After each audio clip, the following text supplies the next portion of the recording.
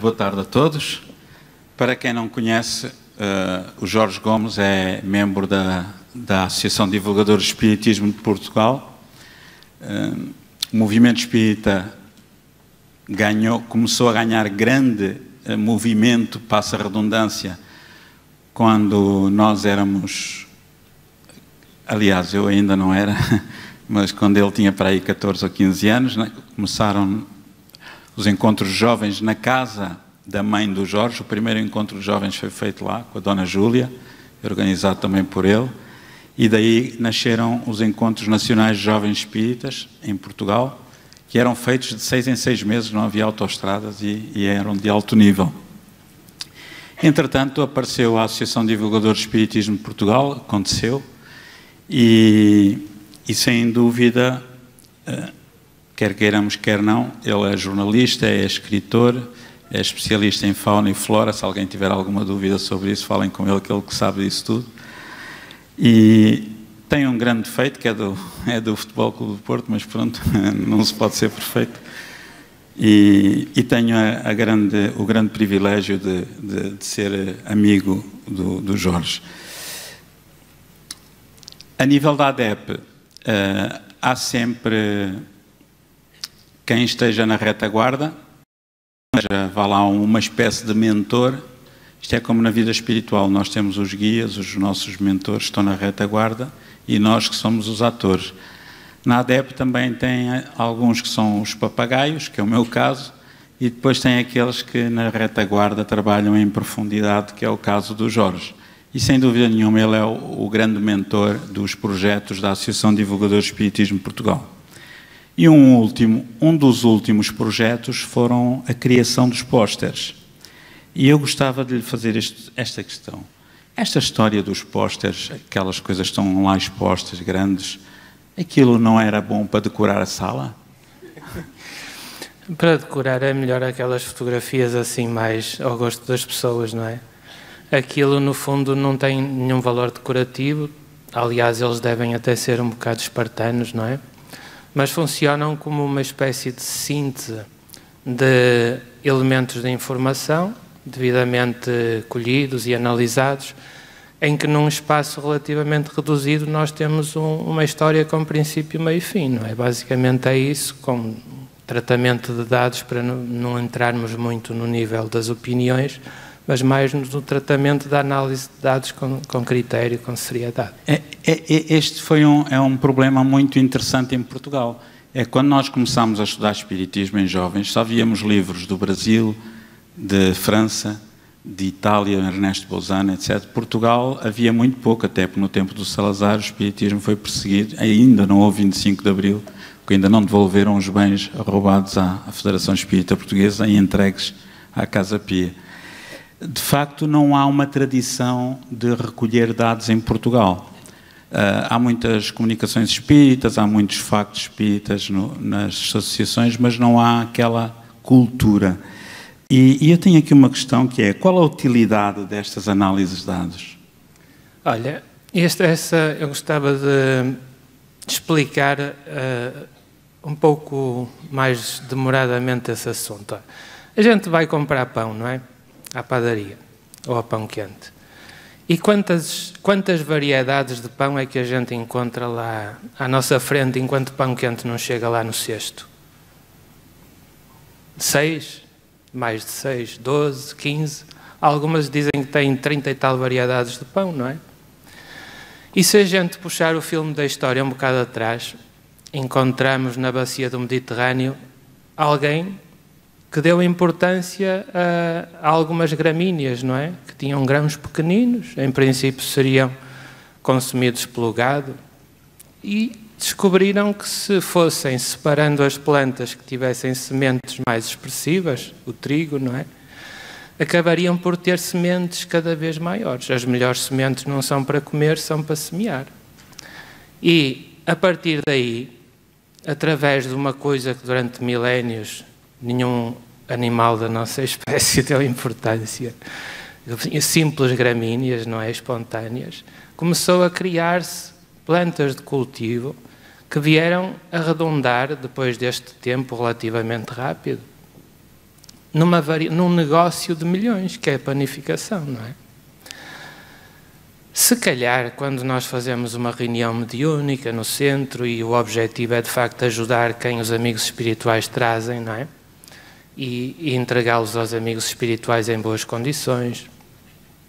Mas no meio disso tudo há muitos dados que espontaneamente surgem na conversa de ajuda.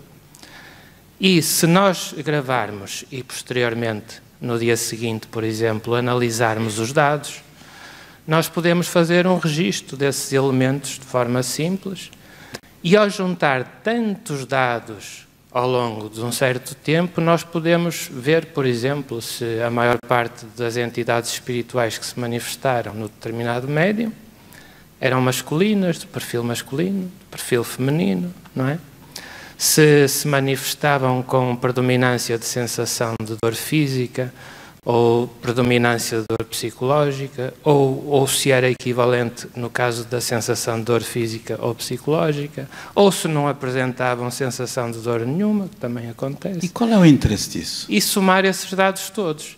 É um bocado como as primeiras sementes de trigo que alguém resolveu começar a pisar para fazer isso dá pão. mais credibilidade à doutrina espírita perante a ciência? Não tem que dar credibilidade. Temos é que, com mais um pouquinho só de trabalho, ser sérios e ver que tipo de resultados é que aquilo, no tempo, poderá vir a dar. Não só nesse grupo, mas noutros grupos que apliquem os mesmos critérios. Já há alguns centros espíritas que enviam dados para ti, para si, desculpe.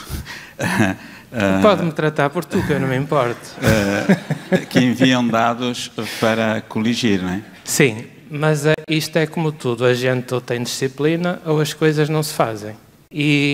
E é assim, se nós não fizermos no dia seguinte o apanhado do que aconteceu, Perde-se. Aquilo acumula-se. E quando se acumula, torna-se uma tarefa impossível, porque nós temos milhentas tarefas mais importantes do que isso para fazer no dia-a-dia, com a família, etc. Fica subjacente um convite a todos os centros? E aquilo fica para trás, não é? Ou não?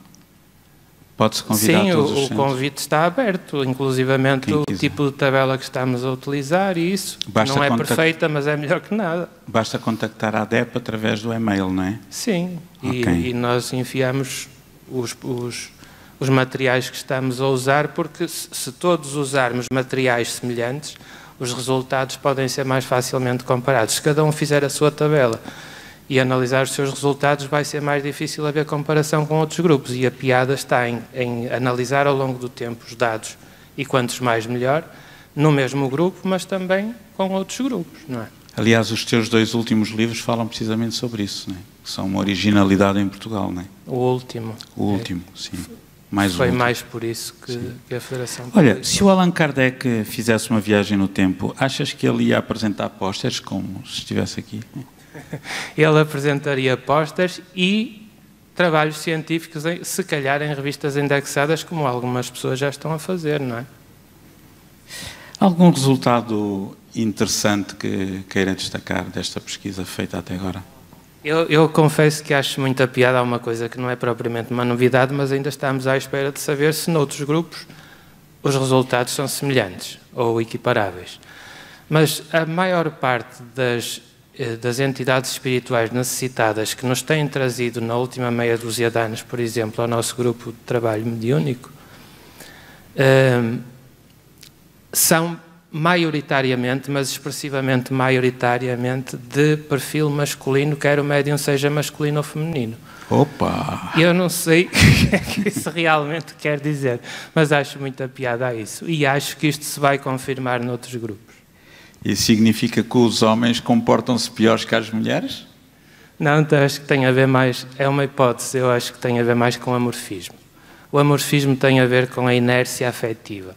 Nós percebemos ao longo da experiência com os trabalhos mediúnicos que se nós não tivermos normalmente no dia-a-dia algum tipo de vida interior do ponto de vista afetivo, se não tivermos bons sentimentos, se não tivermos uma vida mental compensadora, as nossas percepções no plano espiritual vão ser atrofiadas a vibrações menores.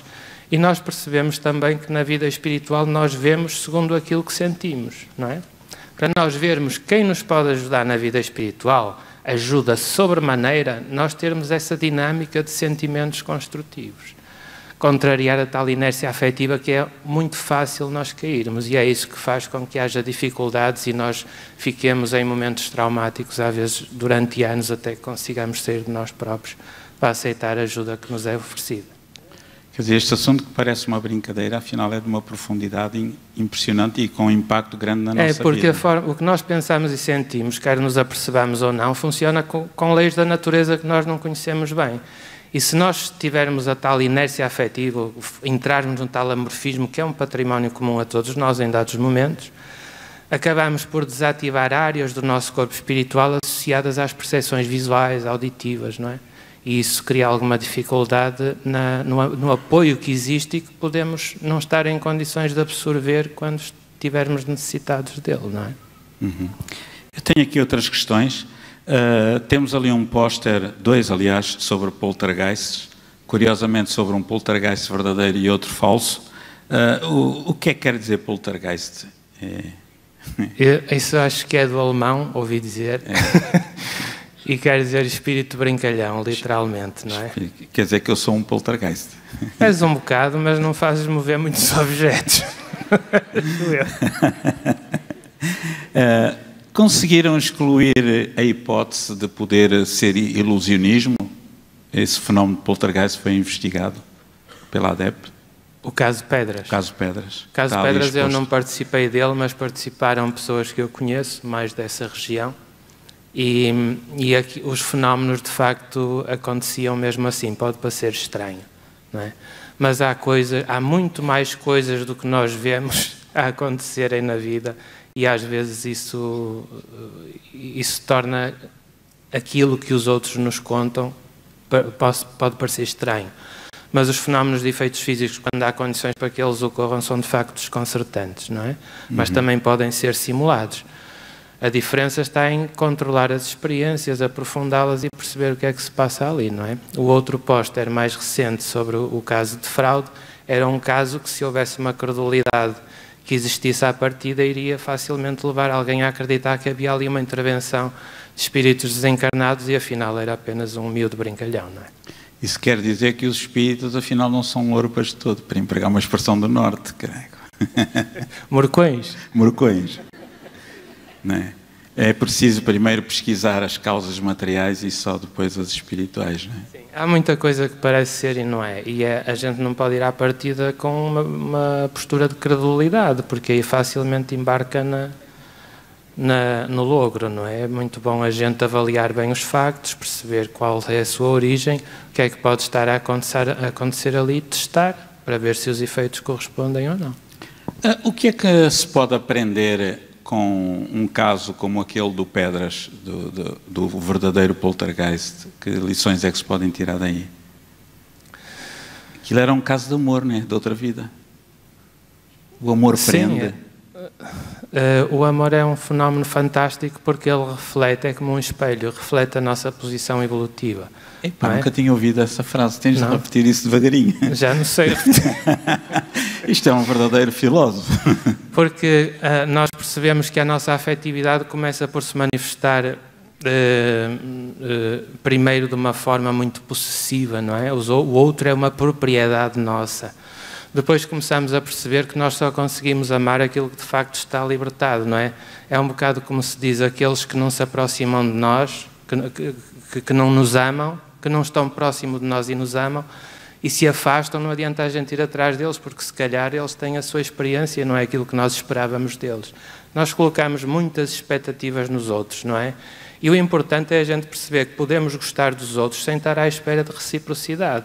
Isso é um ato de liberdade, não é? Hoje em dia, quando a gente ouve falar nos noticiários isso, desta questão preocupante que sempre existiu dos homens que batem nas mulheres, acho que há também mulheres que batem nos homens, mas acho que é mais raro. Eu conheço alguns casos, é dramático. Não é o meu, atenção. É dramático, não é? Mas é um bocado estranho quando uma pessoa se apercebe que nunca em pensamento sequer teve vontade de bater ou pensar em bater no cônjuge, não é? É um bocado esquisito, deve ser patológico. É um bocado primitivo, não é? É mais ou menos básico. Como um condutor de um carro, de um Tesla elétrico, ver um carro ao lado a gasóleo a deitar fumos, assim. Que atrasado que ali vai, não é? E portanto, Passa isso é um bocado esquisito, não é? E nós percebemos ao estudar a doutrina espírita que há essas transições, essas evoluções, esses amadurecimentos evolutivos todos ao longo do entendimento que vamos fazer do amor. Mas a gente só pode amar os outros libertando-os, não é? Isso parece uma contradição. Amar os outros libertando-os. Quer dizer que não ligamos nada aos outros.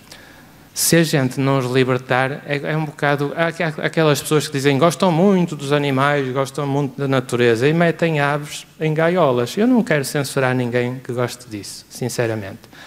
Mas sabemos que há tradições regionais até muito fortes, antigas, a nível da população, nos chamados passarinheiros, que é uma atividade ilegal, que apanham um gaio, apanham um melro e metem numa gaiola. Poça, eu ouço melros em liberdade, moro em plena cidade, nas traseiras da minha casa, porque eles adaptam-se a tudo e mais alguma coisa. E é não um precisamos encanto. de os ter presos. E é um encanto ouvi-los. Não é? Sim. De forma que, como é que se pode gostar de uma coisa tendo-as aprisionadas? Não se pode gostar, a gente gosta de os ver em liberdade. E em liberdade eles têm comportamentos, têm padrões de comportamento e outras coisas que a gente em cativeiro nunca vai perceber. Eu acho que vou obrigar a minha mulher a ver esta entrevista. Voltando. Obrigar, hein? Olha, a ADEP tem feito um trabalho notável na internet, no YouTube, no Facebook, agora na ADEP TV. Sabe se os leitores estão satisfeitos com o Jornal de Espiritismo, por exemplo, publicado pela ADEP? Eu não sei, acho que isso tem que perguntar à malta da ADEP. Porque eu não estou sequer nos corpos sociais da ADEP. Não é? Sim, mas tanto rouba tanto é responsável quem rouba como quem fica à porta, não é? Portanto, tu estás à porta, és colaborador, não é? Não estou a falar para... Eu acho que a malta da ADEP, eu os conheço muito bem, gosto muito deles. São todos muito diferentes, mas são personalidades muito interessantes. E eu acho que eles dão o melhor que conseguem dentro das condições limitadas que têm, por isso, mas não sei se eles fizeram alguma avaliação sobre os resultados desse trabalho. Isto relaciona-se um bocado com os pósteres, porque as pessoas podem achar que fazer pósteres é um bocado mostrar serviço. A ideia dos pósteres não é de maneira nenhuma estar a mostrar ou exibir serviço, é simplesmente pegarem dados que de momento podem não ter qualquer significado, qualquer utilidade, mas um dia pode haver um ângulo pelos qual eles sejam olhados e isso possa trazer qualquer coisa mais a nível de conhecimentos e de informações úteis. Ocorreu-me agora um pensamento que se calhar era importante a ONU estudar o fenómeno ADEP, porque é a prova de que pessoas completamente diferentes conseguem coexistir e fazer coisas úteis. É verdade, sem andar à estalada. Sem andar à estalada. Muito bem, estamos quase a terminar e eu gostava de falar de uma coisa que é obrigatória, até porque faz parte de um dos pósteres, que é o curso básico de Espiritismo da ADEP. A maior parte das pessoas pode não saber, mas há uns 20 anos, há uns 19 anos por aí, quando a ADEP tentou implementar o curso básico de Espiritismo em Portugal, muitos dirigentes espíritas, não é por má fé, certamente mal informados, caluniaram a ADEP porque queriam fazer dos espíritas doutores. E houve até uma campanha de norte a sul contra nós, como se nós fôssemos os bichos do outro planeta. E, entretanto, passados estes anos todos, agora todos os centros espíritas fazem questão de ter um curso básico de espiritismo. Isso é importante, ter e fazer? Allan Kardec, em obras póstumas, ele fala da importância para o conhecimento, para o avanço do conhecimento da doutrina espírita, dos conteúdos da doutrina espírita e da sua divulgação, haver um curso organizado que pudesse, de alguma forma, abrir as portas, as janelas sobre as possibilidades da doutrina espírita, não é? Ele teve muito pouco tempo e nesse pouco tempo foi extremamente produtivo, impressionantemente produtivo, mas de facto, depois disso, houve alguma desagregação do movimento espírita francês, no caso, não é? E noutras áreas, mas a verdade é que um curso não é propriamente para fazer a avaliação desses, não é para fazer a avaliação de quem frequenta, nem vai pôr ninguém a ser craque nem em há espiritismo. certificados, não é? Não, nem há certificados, nem que peçam de joelhos. Mas qualquer pessoa pode fazer esse curso gratuitamente pode no fazer site completamente gratuitamente, e no final, no final, elas vão sair com os rudimentos dos assuntos factuais de que trata a doutrina espírita. E serve para informar em termos de cultura geral qualquer pessoa, seja ateia, seja de uma religião qualquer, seja agnóstico, seja o que seja.